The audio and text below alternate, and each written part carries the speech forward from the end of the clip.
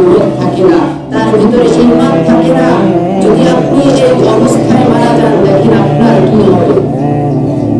আল্লাহ রাসূল বলেন ওয়ালা ইয়াশরাবুল খামরা হিনা ইয়াশরাবুহা ওয়া হুয়া মুমিন।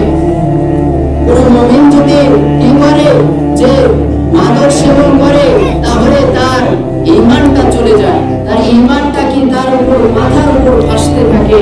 তার ঈমানটা যখন তওবা করে বান্দা, তওবা করে যে আল্লাহ আর মাদক সেবন করব না, আর মাদক সেবন করব না, তখন তওবা করার দ্বারা তার ঈমানটা তার ভিতরে চলে আসে, তার ভিতরে চলে আসে।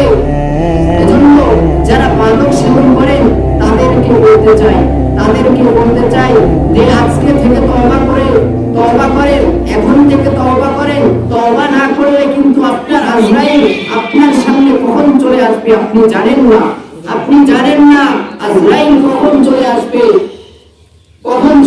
আর যদি আপনি এমন তো অবস্থায় মারা যান, মাদক সেবন করার অবস্থায় যদি আপনি মারা যান, আর মৃত্যু যদি কখন হয়, তাহলে আপনি ঈমান নাই, আপনার বেঈমান হয়ে মারা যাইবেন। আর যদি বেঈমানের ঠিকানা হচ্ছে জাহান্নাম, আর যদি ঈমান যদি সামান্য পরিমাণ যদি সরিষা পরিমাণও ঈমান থাকে, তাহলে বান্দা ওই সাজা ভোগ করে, গুনাহের সাজা ভোগ করে একদিন হলো তাকে জান্নাতে দিবেন আল্লাহ। সুবহানাল্লাহ।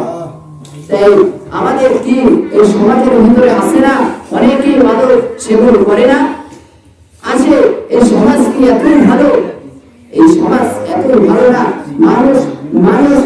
মানুষ কাজ করতে পারে, খারাপ কাজ করতেই পারে।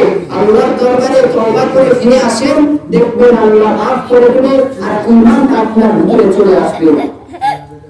আর পারবে তো ইনশাআল্লাহ।